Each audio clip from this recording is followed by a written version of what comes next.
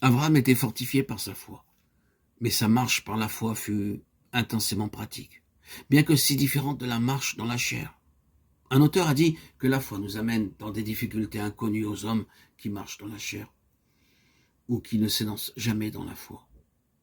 Mais de telles difficultés nous élèvent là où la chair n'a plus le pouvoir de nous aider et rendent nécessaires des révélations divines particulières. Et Dieu se sert toujours d'expériences semblables pour donner à notre esprit l'éducation dont il a besoin.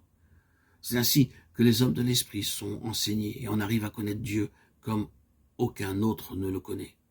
Ainsi, la foi est la loi de la marche du nouvel homme, de l'homme intérieur, qui le fait entrer par des étapes successives dans le cœur même de Dieu, qui couronne ce chemin par cette désignation incomparable, mon ami. Il faut encore mentionner en général une autre chose. Le nouvel homme de l'esprit doit apprendre un nouveau langage.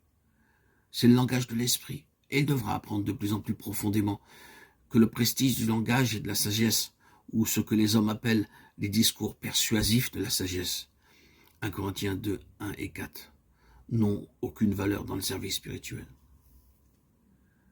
Si toutes les allocutions et la prédication et les études de l'évangile qui se font en une seule semaine étaient l'expression du Saint-Esprit, quelle révélation imposante de Dieu serait imposée au monde?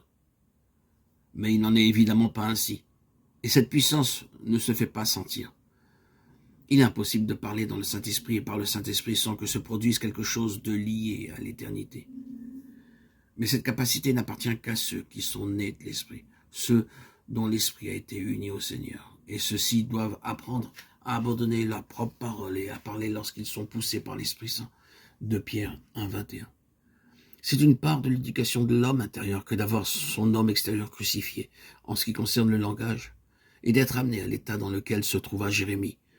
Je ne sais point parler car je ne suis qu'un enfant. Jérémie 1,6.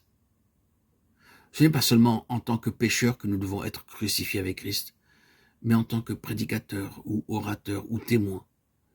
La circoncision de Christ, que Paul appelle le dépouillement de notre être charnel, Colossiens 2,11, doit être appliquée à nos lèvres, et notre esprit doit être dans une telle soumission que, dans toutes les questions où Dieu ne peut pas être glorifié, nous ne pouvons pas parler.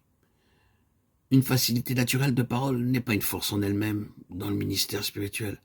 Ce peut être une menace positive.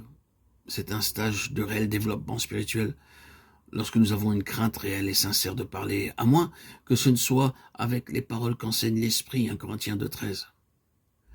Être faible, craintif, tout tremblant, 1 Corinthiens 1,3, peut être un état qui convient à un ministère apostolique, non plutôt à un ministère du Saint-Esprit. Les paroles que Dieu donne sont très différentes de toute manière de celles des hommes. Combien il nous est parlé dans les Saintes Écritures de notre conversation, de notre langue, de nos paroles. Et toujours il nous est dit qu'elles doivent être gouvernées par l'esprit et non être simplement des expressions de l'âme dans l'un ou l'autre de ces départements. S'il est vrai que seul l'esprit vivifié peut recevoir la révélation divine, il est également vrai qu'une telle révélation demande un don divin de la parole nécessaire pour l'exprimer, afin d'accomplir son but spirituel.